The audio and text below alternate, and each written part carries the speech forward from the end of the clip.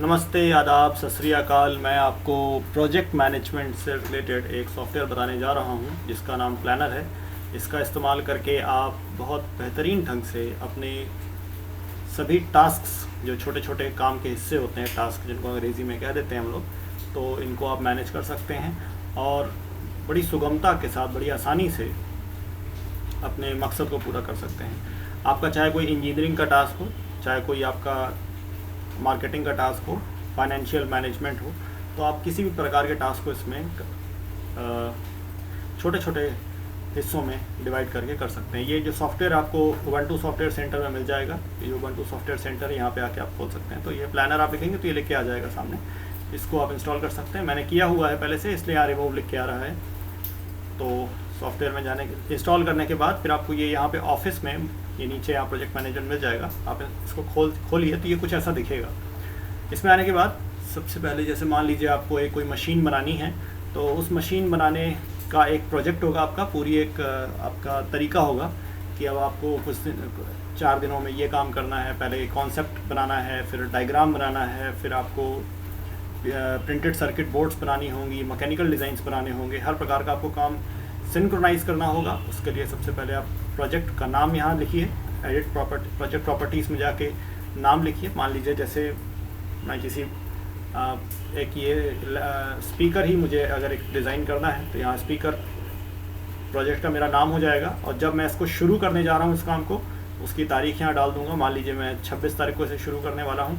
उसके बाद कौन इसको मैनेज करेगा, मैं अपना नाम भी डाल सकता हूँ, या अगर मान लीजिए मेरी कोई बड़ी ऑर्गेनाइजेशन, मैं कोई कंपनी चलाता हूँ, तो उसमें उस मैनेजर का नाम डाल सकता हूँ जो मेरे नीचे काम करेगा और उसको मैनेज करेगा। फिर ऑर्गेनाइजेशन में अपना नाम डाल सकता हूँ, वही ऑर्गेनाइजेशन, अगर मेरे पास कई ऑर्गेनाइजेशंस हैं तो मैं ऑर्गेनाइजेशन का भी नाम इसमें डाल सकता हूँ। और यहाँ फेज़ लिख के आ रहा है। फेज़ का मतलब होता है किस, मान लीजिए आपने कोई काम शुरू किया है, उसके 3-4 फेज़ हैं। पहला कॉन्सेप्चुलाइजिंग का है कि मतलब उसका मूल रूप से वो कैसा दिखेगा, तो वो आप डिसाइड कर रहे हैं, निश्चित कर रहे हैं। तो उसके बाद आप ये डिसाइड कर रहे हैं कि उसको डिज़ाइन किस टूल से करना है या किस किस तरह से उसको डिज़ाइन करना है। फिर उसकी आपको प्रोटोटाइपिंग करवानी पड़ेगी, फिर आपको उसकी टेस्टिंग करनी पड़ेगी। तो ये अलग अलग फेजेस होते हैं कि पहले कॉन्सेप्चुलाइज़ किया, फिर डिज़ाइन किया, फिर टेस्टिंग भी हुई, सॉफ्टवेयर पे ही टेस्टिंग हुई, फिर उसके बाद प्रोटोटाइप बनवाया, फिर उसके बाद आपने उसका मतलब फिजिकली उसको आप टेस्टिंग कर रहे हैं। तो ये अलग अलग फेजेस हो जाते हैं। अब इन फेजेस को यहाँ आप डाल सकते हैं। फेज़ को डालने के लिए पहले प्रोजेक्ट प्रॉपर्टीज़ में जाइए, प्रोजेक्ट फेजेस में जाइए और यहाँ पे ऐड एक करिए। तो ये प्रोजेक्ट का फेज़ आप यहाँ डाल देंगे। मान लीजिए कॉन्सेप्ट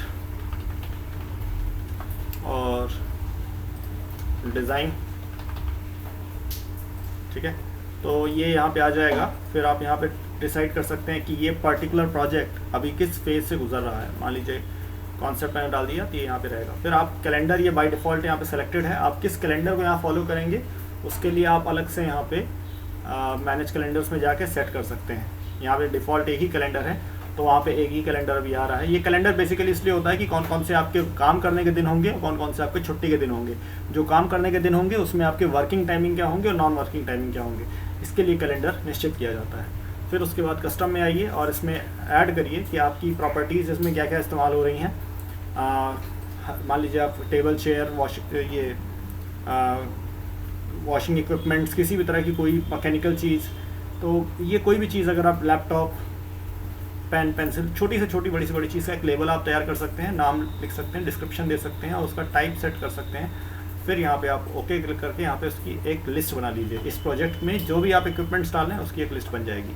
फिर उसके बाद आपको इसमें आना है और रिसोर्सेज को ऐड करना है। रिसोर्सेज मतलब व्यक्ति जो इस काम को करेंगे, या फिर कोई ऐसा सामान जो इसमें आप लगाएंगे। तो या जैसे आप, मेरा एक कर्मचारी है जिसका नाम राहुल है, तो मैंने यहाँ नाम लिख दिया। उसका कोई शॉर्ट नेम भी मैं रख सकता हूँ, अपनी मर्ज़ी पर है। और टाइप क्या है, क्या वो काम करेगा या मटेरियल से संबंधित कोई व्यक्ति है, उसको यहाँ सेट कर सकते हैं। किसी ग्रुप का है, हम इसमें ग्रुप सेट कर सकते हैं, ग्रुप बना भी सकते हैं। और फिर उसी प्रकार से ये यहाँ पे आप देख सकते हैं एडिट रिसोर्स ग्रुप्स आ रहा है। इसमें जाने के बाद आप एक ग्रुप बना सकते हैं, ठीक है। Manager name, manager phone, manager email, default, तो इस तरह से आप ग्रुप बना सकते हैं और यहाँ ग्रुप सेट कर सकते हैं। तो उसका, उस व्यक्ति का ईमेल आईडी क्या है और उससे उस व्यक्ति की कितनी सैलरी है हर मंथ की, या कितनी कॉस्ट है उस व्यक्ति की, उसको आप यहाँ लिख सकते हैं। ये आप राहुल जैसे मैंने बना दिया है, तो इसको वापस हम गैंट व्यू में आते हैं। ये गैंट व्यू है, ये मूल रूप से किस तरह का आपका प्रोजेक्ट चल रहा है, क्या उसकी टाइम लाइन्स हैं, कौन उसमें एडेड है, ये सब आपको मूल बातें ग्राफिकली दिखाता है। फिर यहाँ पे आके आप इंसर्ट टास्क करिए। आपका पहला टास्क मान लीजिए डिज़ाइनिंग से संबंधित था, तो कॉन्सेप्चुलाइजिंग में से संबंधित था, तो पहले आप कॉन्सेप्चुलाइजिंग में ब्लॉक डायग्राम्स तैयार करते हैं।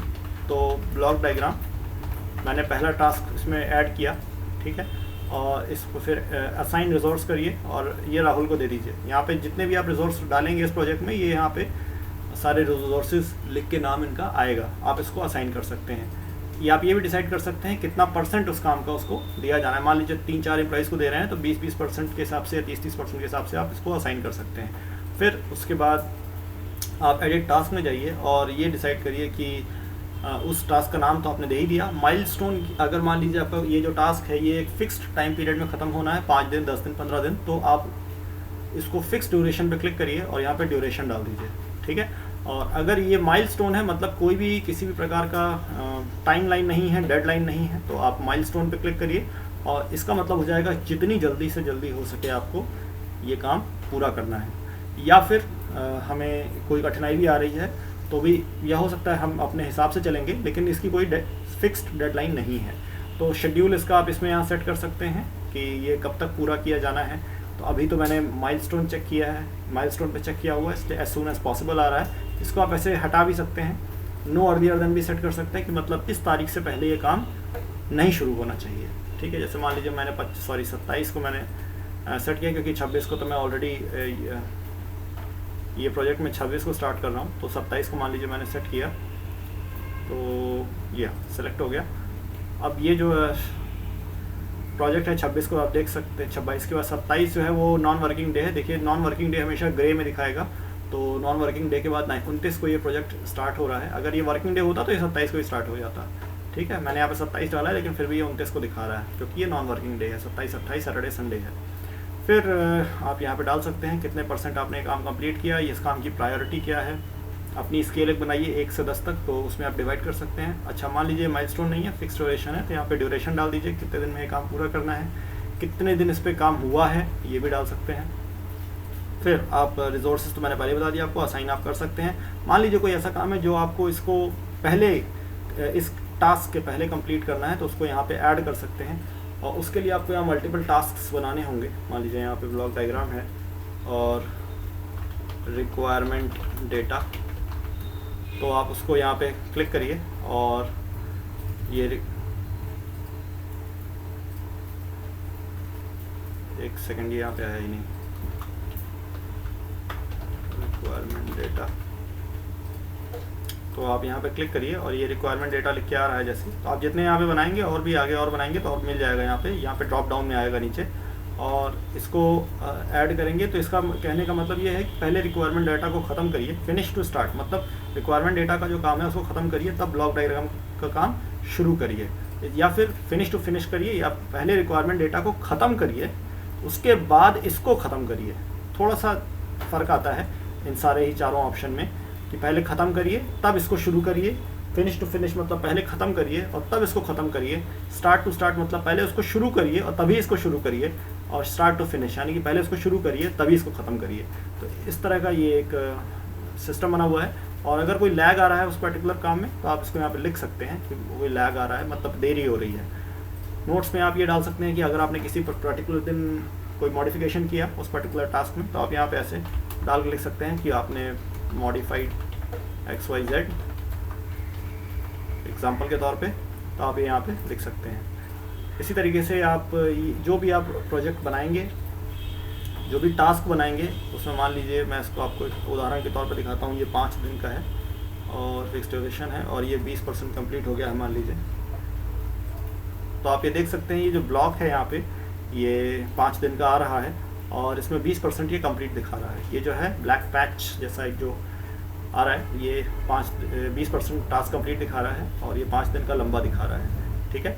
और रिसोर्सेज को मैं बता चुका हूँ आपको। ये टास्क व्यू में आप ये देख सकते हैं, ये टास्क का जो ये पैनल है, इसमें आप देख सकते हैं सभी प्रकार के फिगर्स और वो कि सभी प्रकार के जो टास्क्स हैं उनकी डेडलाइन कब स्टार्ट हो रहे हैं, कब फिनिश हो रहे हैं, कितना वर्क हुआ है, कितने कब तक ख़त्म करना है, स्लैक कितना आ रहा है इसमें। फिर आप ये भी देख सकते हैं कॉस्ट कितनी है उस पर्टिकुलर टास्क की, उस पर्टिकुलर काम की, किसको असाइन हुआ है, कितना % कंप्लीट हो गया है। इस प्रकार से आप ये काम कर सकते हैं। छोटी सी बात और, यहाँ पे आने के बाद आप एक टास्क बनाते हैं, फिर यहाँ पे आप सब टास्क भी बना सकते हैं। इस ब्लॉक डायग्राम में मान लीजिए किसी आपको टूल का इस्तेमाल करना है, यूज़ MS Visio, एक MS Visio है जिसका इस्तेमाल करते हैं ब्लॉक डायग्राम बनाने में। और रिक्वायरमेंट्स डेटा मान लीजिए सेंटर इंसर्ट सब टास्क MS वर्ड, मान लीजिए अगर मुझे MS वर्ड को यहाँ से यहाँ मूव करना हो, MS Visio को यहाँ से यहाँ मूव करना हो, तो उसके लिए मुझे इन बटन्स का इस्तेमाल करना होगा। इसको इस्तेमाल करके पहले आप ये दबाइए तो ये जो है ये देख रहे हैं आप 1.1 था पहले, अब 2 बन गया, और इसको नीचे अब आप मूव कर सकते हैं। इसको मैं नीचे ले आया, ये नीचे आ गया, और अब मैं फिर से इसको 2.2 में कन्वर्ट कर देता हूँ। ठीक है, अब मुझे अगर इसको ऊपर ले जाना है तो फिर मैंने इसको इसकी जो 2.1 है इसको 3 में कन्वर्ट करना है, मतलब सिंगल इंटीजर के, सिंगल डिजिट के सीरियल नंबर पे लाना है। इसको मैं ये करूँगा, ये देखिए 3 हो गया, इसको अब मैं ऊपर ले जा सकता हूँ। फिर उसके बाद मैं जहाँ पे भी ये है जिसके नीचे आ रहा है, ब्लॉक डायग्राम के नीचे आ रहा है, फिर इमीडिएटली मैं उसको 1.1 में कन्वर्ट कर दिया मैंने। तो ये वाला ऊपर था, अब नीचे आ गया, और ये वाला नीचे था, अब ऊपर चला गया। इस तरह से आप ऊपर नीचे इसको कर सकते हैं। और कुछ, हाँ, अब आप ये जो यहाँ पे मैनेज कैलेंडर्स है, इसमें आप कैलेंडर अपना सेट कर सकते हैं। मान लीजिए आप कोई अलग तरह का कैलेंडर फॉलो करना चाहते हैं, क्योंकि जनरली जो कैलेंडर है इसमें वो डिफ़ॉल्ट वीक जो है आपकी मंडे से लेके फ्राइडे तक वर्किंग होता है, सैटरडे संडे नॉन वर्किंग होता है। मंडे को देखिए इसमें वर्किंग में शो किया है, सैटरडे को इसमें नॉन वर्किंग में शो किया है। अगर आप चाहें तो उसको आप बदल सकते हैं। मंडे को अगर सैटरडे को मैं यहाँ पे नॉन वर्किंग से वर्किंग कर दूंगा तो मुझे आप लाइव पे क्लिक करना है और वर्किंग से नॉन वर्किंग या नॉन वर्किंग से वर्किंग में बदल जाएगा। ये जो नॉन वर्किंग दिन होते हैं यहाँ पे ग्रे कलर के यहाँ पे एक कलर में यहाँ शो होते हैं, और वर्किंग दिन यहाँ पे वाइट कलर में शो होते हैं। वर्किंग में आप देख सकते हैं यहाँ पे फ्रॉम 2 की टाइमिंग आ रही है, 8 बजे से लेकर 12 बजे तक, फिर दिन में 1 बजे से लेकर शाम के 5 बजे तक। अगर आप वर्किंग टाइमिंग में भी चेंज करना चाहते हैं तो वर्किंग यहाँ पे है और नॉन वर्किंग यहाँ पे, इसको आप टाइमिंग यहाँ पे बदल सकते हैं। ठीक है, हाँ, आप अगर कोई नया कैलेंडर ऐड करना चाहते हैं, न्यू पे क्लिक करिए और यहाँ पे एक नए कैलेंडर का नाम दीजिए। कोई ऐसे टास्क आते हैं जो कि टाइम बाउंडेड होते हैं, इसमें बहुत ज़्यादा मेहनत करनी होती है, डबल शिफ्ट काम हो रहा होता है, तो उसके लिए हम अलग एक कैलेंडर बना सकते हैं। Excuse me. और इसी तरीके से आप ये सारा अपना कैलेंडर सेट कर सकते हैं। अगर मान लीजिए कोई स्पेसिफिक दिन आपको नॉन वर्किंग से वर्किंग करना है तो 20 तारीख को आपने यहाँ सेलेक्ट किया, देखिए नॉन वर्किंग दिखा रहा है, इसको जो है वर्किंग में क्लिक करिए और अप्लाई पे क्लिक कर दीजिए। अगर नहीं, अगर वर्किंग से नॉन वर्किंग में करेक्ट करना है, किसी दिन हॉलीडे है तो वहाँ पे क्लिक करिए और यहाँ पे नॉन वर्किंग क्लिक करके यहाँ पे अप्लाई पे क्लिक करिए, तो वो अपने आप चेंज हो जाएगा। इसी तरीके से आप ये पूरा, मान लीजिए ये बहुत बड़ा आपका प्रोजेक्ट का एक व्यू बन जाता है और आपको पूरा प्रोजेक्ट व्यू एक साथ देखने में दिक्कत हो रही है, इस पर क्लिक करिए। ये आपका पूरा प्रोजेक्ट व्यू बहुत अच्छे आपके प्रॉपर जूम लेवल के साथ ये आपको दिखा देगा। और आपको बहुत अंदर जूम करके जाना है, अंदर से देखना है, तो आप इस पर क्लिक करिए, माइनस कर सकते हैं इससे और ये प्लस कर सकते हैं इससे। जूम इन जूम आउट का ये सिंबल है। ठीक है, ये तो मैंने आपको पहले से दिखा दिया, रूम रिमूव सेलेक्टेड टास्क के। और सभी कुछ करने के बाद अपना सेव करना मत भूलिएगा, सेव करना बहुत ज़रूरी है, नहीं तो आपके टास्क, आपके बनाए हुए दिन, सभी सेटिंग्स आपकी जो है वो ख़त्म हो जाएंगी, डिलीट हो जाएंगी। ये सारी ही जो चीज़ें निकल के आ रही हैं ये मैं आपको पहले ही बता चुका हूँ। अच्छा, okay, thank you very much, bye bye.